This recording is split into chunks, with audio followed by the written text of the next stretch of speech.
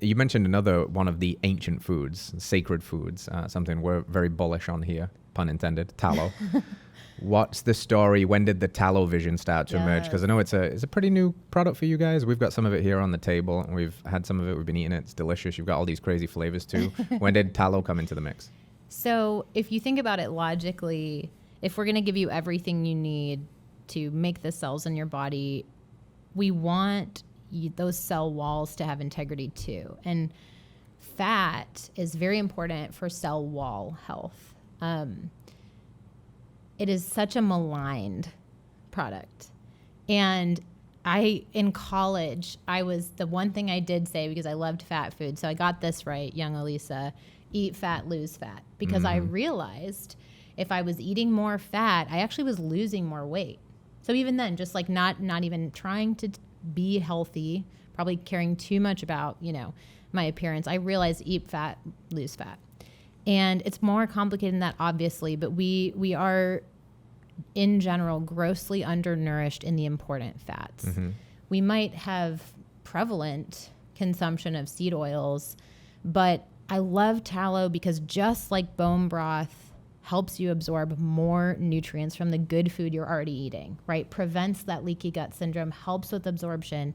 So does tallow, right? Because you've got those those vitamins that are only available in fat, right? They're fat soluble. So your A, your D, your E, your Ks. And most Americans are chronically deficient in that list I just rattled off, right? Yep. Specifically D and K, but sometimes A as well. And they're just things that when you can make what you're already doing, like I just think of my family, we're working so hard to feed our kids well, but we can't protect them or prevent every toxin that they're going to come in touch with. Right.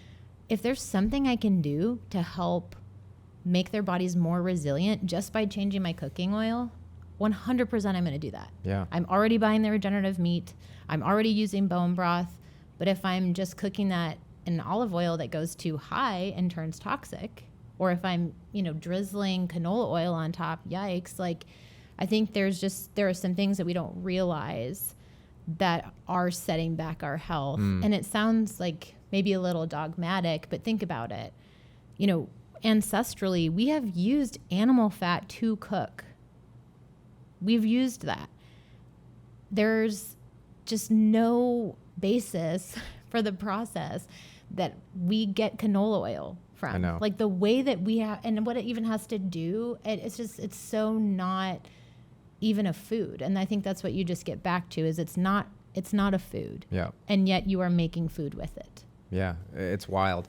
I was curious about that, like how you appeal to people's, I don't even know what you want to call it, sensibilities, because you're preaching to the choir a little bit here with the nutrient density of tallow, but in the larger grand scheme of things, it's another demonized food. It's an animal fat, and we're just getting bombarded with this message of don't eat animal fats. There are, these saturated fats, that cholesterol problems, heart disease.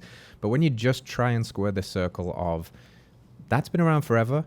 Seed oils have been around for 50, 60 years, and the production of them, there's that classic clip, there's a few of them, but just look at how canola oil is made and tell me you want to eat that, and you somehow think that is healthier than this beautiful thing that comes from nature in front of us. It's hard. It must be frustrating as a person that's trying to get this in the hands of as many people as possible to combat a lot of that misinformation. Yeah, I think, I keep waiting, and this is a little comment for the females, but I keep waiting for them to stop hurting us and telling us it's for our benefit. Like, whether it's birth control, whether it's avoid fat. I mean, Alzheimer's rates in women are very discouraging.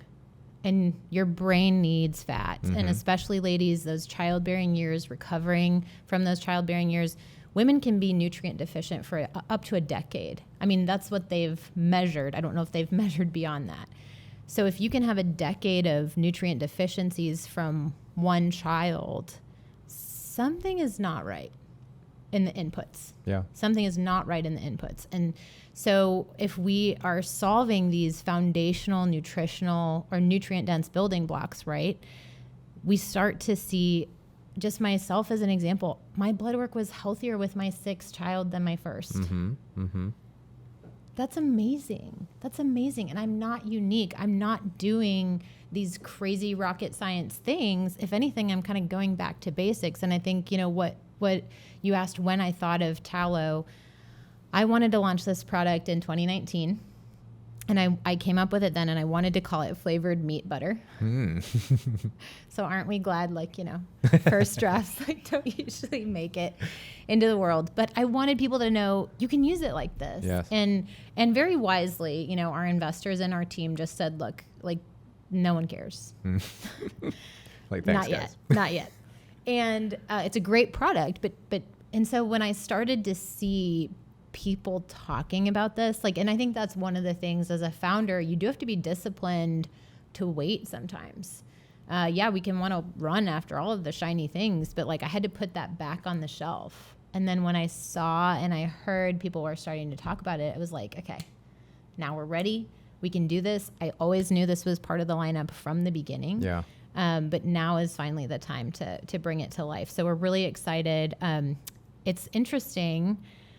Although it may seem like it's maligned, it's almost like people have their fat and don't share about it. So, for example, H-E-B, which is a major retailer of ours, they brought in the tallow, and it was fast-tracked. It'll be on shelves August 5th. Oh, amazing. 2 flavors. Right on. When we talk to other retailers, they're like, the data is supporting this. The data is supporting this. So I just want to encourage you, if you are being wary about your seed oils, people might not be talking about it, but you are not alone. Yes, yeah. And it's really reassuring to see someone like H-E-B say, yeah, let's get this on the shelves, because they're not doing that recklessly. They are seeing a signal in the noise, and they're going like, oh, this is a hot product. Like, and that's good, because that's demand. There's demand there. Yes. And, you know, here in Austin, it's amazing. I think there's probably 5 or 6 places I could go to after this and grab dinner now and find a seed oil free restaurant. So it is happening. There is an awakening happening, and it's really empowering, and it's kind of cool, because I think you've perfectly timed this, because I really do think the awareness around seed oils is really taking off, and the anti-seed oil movement is growing, and then people are naturally going to look for products, and all of a sudden, hey, look at this beautifully marketed, delicious, regenerative thing that also happens to coincide so holistically and organic with the other part of this messaging, which is like, yeah, we're talking about health and all of this stuff, but the regenerative piece. And I really respect the way that you guys have focused in on that, and really thinking about, like, if we're going to take things from the environment to create these products, let's do it in a way that puts back in. Yeah. Let's not do it in an extractive way. All right, friends, thanks for tuning in to another episode of Radical Health Radio. We got a fresh new podcast for you every Wednesday. If you enjoyed the show, consider liking, subscribing, reviewing, and rating us on your podcast platform. It helps to spread this message of radical health. We'll see you next week.